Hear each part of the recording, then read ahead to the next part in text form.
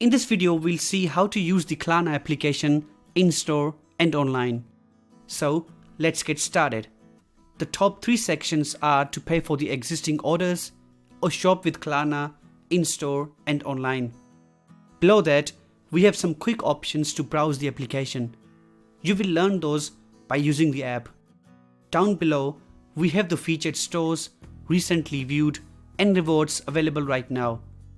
You can see all the stores that Klarna supports by tapping on this View All option. In the My Klarna section, we have limits and past orders.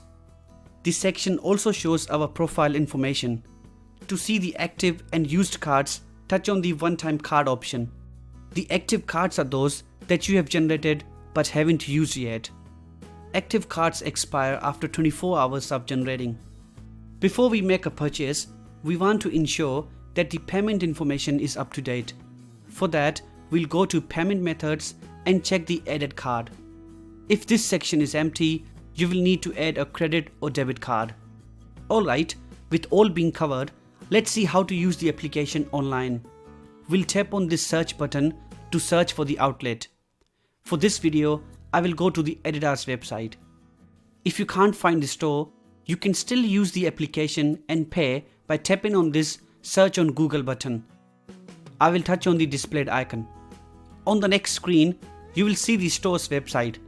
Klarna is an application integrated with a browser, so you will see their mobile website. It's time to browse items and add them to our cart.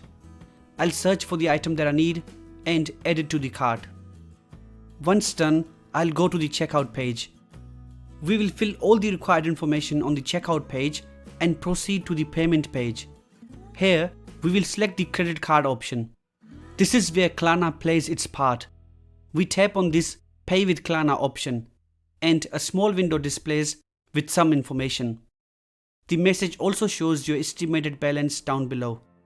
Anyway, we tap on this to create a one-time card.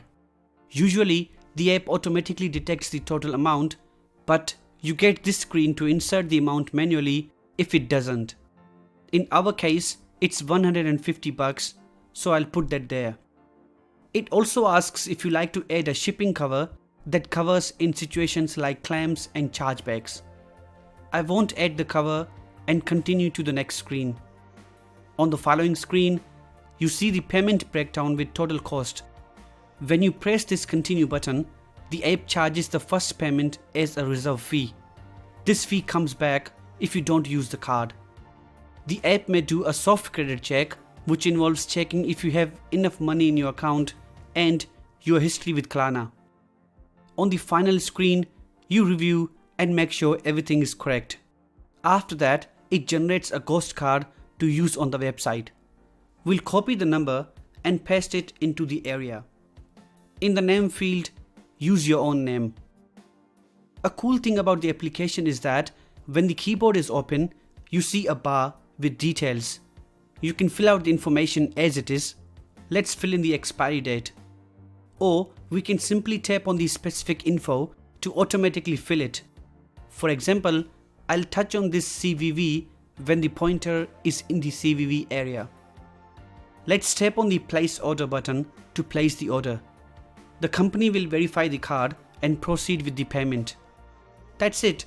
We have now purchased something using Klarna. You can see your past orders in the My Profile area. It may still take some more time for the application to process the order. In that case, you will see a Payment in Progress message. You can tap on the order to learn more about it and find out about your payment plan. Now let's see how it works in-store. For in-store, make sure that your phone supports NFC and you have a payment app installed like Google Pay or Apple Pay. The initial steps of generating a card are the same. You tap on this in-store option and then search for your outlet. You can touch on the displayed option if you can't find the store. A message shows up suggesting where the app should not be used. After that, you put in the total amount and tap on continue. The next screen is the same. From this point, the app charges the 25% installment. Let's tap on continue and review our details. And then continue. From here, it's a bit different. The app shows a card with a button to to add it to Google or Apple Pay. Let's tap on this button to add. Now you'll see some terms and conditions and disclaimers before adding the card. The app will then verify the card and add it to the payment app. Once done, you can go to the payment application and select this card and hold your phone against the terminal to pay. Alright, that's it on how to use Klarna. I hope it helped you learn how to use this application. Please share your thoughts in the comments and like the video if it helped. I'll see you in the following video. Until then, take care.